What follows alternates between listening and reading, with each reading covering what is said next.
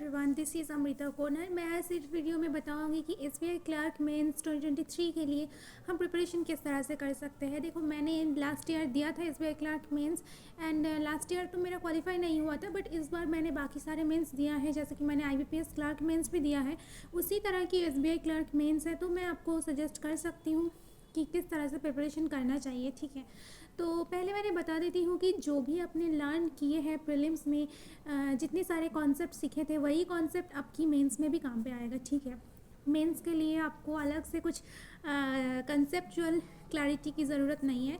जो आप प्रीलिम्स में सीखे थे वही क्लासेस जो भी किए थे वही एनफ है, बट आपको अभी उसको अप्लाई करके देखना है, इम्प्लीमेंटेशन करना है हाई लेवल क्वेश्चंस में। ठीक है, तो पहले हम डिस्कस करते हैं कि इसमें कितने सब्जेक्ट आते हैं। तो 4 सब्जेक्ट आते हैं, क्वांट, रीजनिंग, आपकी जनरल अवेयरनेस एंड इंग्लिश। ठीक है, देखो एसबीआई जूनियर एसोसिएट इस तरह की एग्ज़ाम में सबसे स्कोरिंग जो टॉपिक होते हैं वो इंग्लिश होते हैं। ठीक है, इंग्लिश के साथ आप बोल सकते हो कि लास्ट ईयर जैसे क्वांट ईजी था। ठीक है, क्वांट और रीजनिंग में कुछ एक ईजी आते हैं, एक ईजी आते हैं, और इंग्लिश से आप मार्क्स ले सकते हैं। एंड जीए का वेटेज बहुत ज़्यादा है, तो जीए से हमको जीए बहुत अच्छे से पढ़ना पड़ेगा। ठीक है, क्योंकि जो क्वालिफाई करते हैं वो जीए में जाके मिनिमम 15 मार्क्स तो ले ही लेते हैं। ठीक है, तो आपको करंट अफेयर्स में बहुत ज़्यादा ध्यान देना पड़ेगा। अब आते हैं प्रिपरेशन को किस तरह से करना चाहिए। तो मैं पहले बात बोलना चाहती हूँ कि 2 सोर्सेज है, एक है आपकी वीडियो सोर्स और एक है आपकी मॉक टेस्ट। ठीक है, वीडियो सोर्स में आप देख सकते हो कि कौशिक मोहंती सर के चैनल्स में बहुत सारे वीडियोस आते हैं। क्वांट में आपकी आशीष अरोड़ा सर के चैनल में वीडियोस आते हैं, हर्षल अग्रवाल सर की चैनल्स में वीडियोस आते हैं मेंस के ऊपर बेस करके। ठीक है, तो आप इनमें से वीडियो कोई भी टीचर्स की आप जिससे आपको सूट करते हैं आप उस टीचर्स की आप वीडियोस देखो, एक उस वीडियो को अपने आप करने की कोशिश करो। ठीक है, क्योंकि सर के साथ जब करोगे तब आपको लगेगा कि ये इजी है, मैं तो कर सकती हूँ इस तरह से, बट जब आप खुद से करोगे तब आपको पता लगेगा कि हाँ गलती कहाँ पे हो रहा है। ठीक है, तो सर के साथ ना करके मैं सजेस्ट करूँगी कि अपने आप वीडियो को पॉज करो एंड करो। इस तरह से आप वीक में 2 या 3 क्लासेस देख सकते हो मेंस की। ठीक है, क्वांट के। इसके बाद आता है कि क्वांट की बाकी प्रिपरेशन कैसे करना चाहिए। देखो, ये तो हो गया कि आपकी वीडियो सोर्स, बाकी किस तरह से वो है आपकी मॉक टेस्ट। मॉक टेस्ट आपको देना ही है। मॉक टेस्ट सबसे इम्पॉर्टेंट जो होता है वो मॉक, एक तो मॉक में आपकी स्ट्रैटेजी इंप्रूव होगा, दूसरा है आप मॉक में जो क्वेश्चंस आते हैं वो बहुत ज़्यादा अपडेटेड होते हैं। ठीक है, आपको पता चलते हैं कि आपकी स्ट्रेंथ क्या है, आपकी वीकनेस क्या है, तो इसीलिए मॉक टेस्ट आपको देना ही है।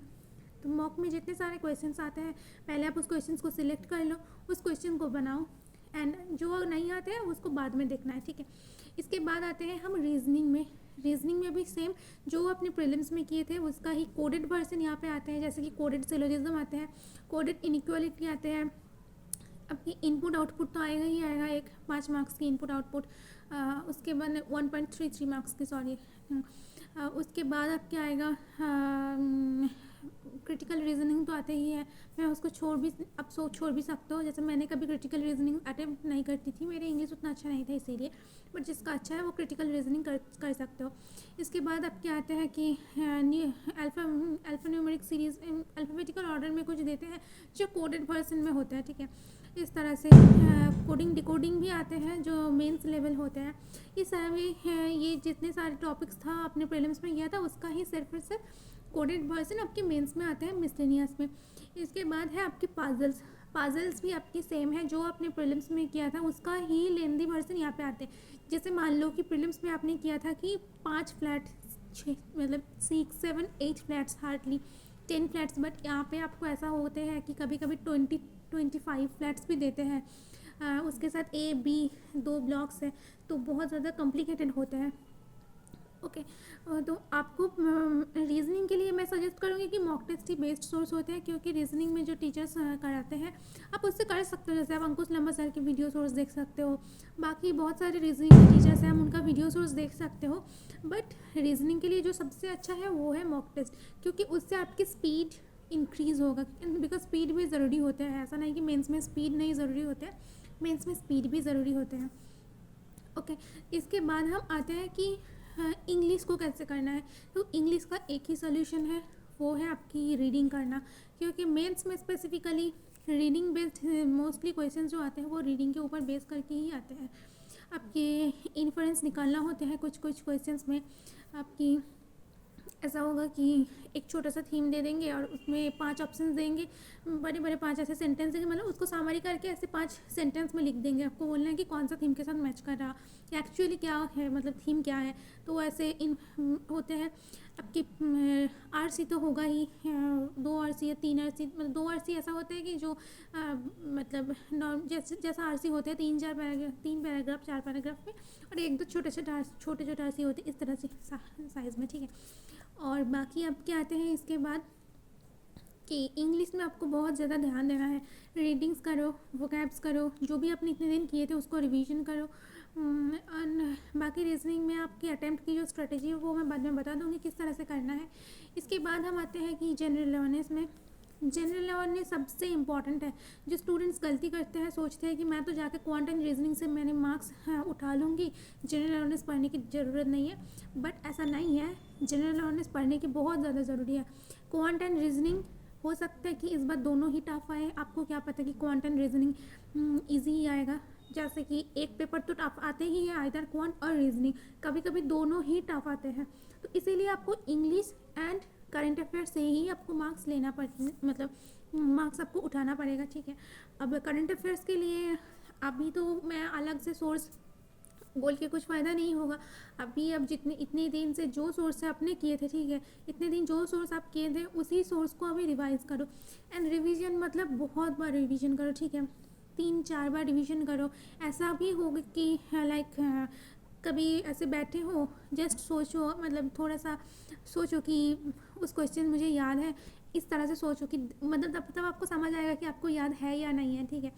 क्विज़ेस अटेम्प्ट करो, बहुत सारा क्विज़ेस, बहुत सारे प्रैक्टिस मॉक है, स्मार्ट किडा में क्विज़ेस आते हैं, क्विज़ेस अटेम्प्ट करो। न्यू क्वेश्चंस करने की ज़रूरत नहीं है। क्विज़ेस में जो आपको पता है ऑलरेडी करंट अफेयर्स में, वही क्वेश्चन अटेम्प्ट करो कि देखो कि आपको याद है या नहीं है। न्यू करंट अफेयर्स करने की कोई ज़रूरत नहीं है, जो आप इतने दिन से जो किए थे वही करो। और जिन्होंने अभी तक करंट अफेयर्स कुछ भी नहीं किए हो, उसके लिए मैं बोलना चाहती हूँ कि किसी भी PDF आप उठा लो। अभी अगर आपके पास स्मार्ट किडा है तो स्मार्ट किडा मॉक ड्रिल से कर लो, 3 महीने कर लो। अगर 3 महीने नहीं भी होते हैं तो लास्ट के 2 महीने कर लो, ठीक है, बट करो। लास्ट के जो 2 महीने हैं वो करके जाओ, ओके। अगर कुछ भी नहीं होते हैं और अगर उससे भी आपके टाइम से होते हैं तो 3 मंथ्स करो, और जो ऑलरेडी प्रिपरेशन कर चुके हैं उनके लिए तो 4 मंथ्स इनफ है, ओके। सो बस इतना ही। हाँ, आपको अभी एंड जो टाइम टेबल होना चाहिए वो शेड्यूल किस तरह से होना चाहिए। मुझे लगता है कि जो शेड्यूल होते हैं, अगर आप दिन में ऐसा मुझे लगता है कि 3 to 3.5 आवर्स आपकी करंट अफेयर्स में देना चाहिए। आप अगर रिवीजन भी करते हो एंड अगर आप खुद से अगर रीड करते हो, अभी अगर रीड करते हो सब कुछ न्यू, ठीक है, मेंस के बाद, तो आपको कुछ ज़्यादा ही टाइम देना चाहिए करंट अफेयर्स में, लाइक 4 to 4.5 आवर्स सबको देना ही है आपको कंप्लीट करने के लिए। एंड जो ऑलरेडी प्रिपरेशन कर चुके हैं उनके लिए 3 आवर्स इनफ है रिवीजन करने के लिए डेली बेसिस पे। एंड उसके साथ आप वीक में 3 मॉक टेस्ट दो, एक दिन गैप में 3 मॉक टेस्ट दो या 4 मॉक टेस्ट दो। 4 मॉक टेस्ट दोगे तो ज़्यादा अच्छा है। आप बोलोगे कि सोर्सेज कहाँ से मिलेगा, देखो इतने सारे प्लेटफॉर्म्स है, स्मार्ट किडा है, ऑलिव बोर्ड है, बहुत सारे मॉक प्लेटफॉर्म है, आपकी फ्री मॉक्स भी है।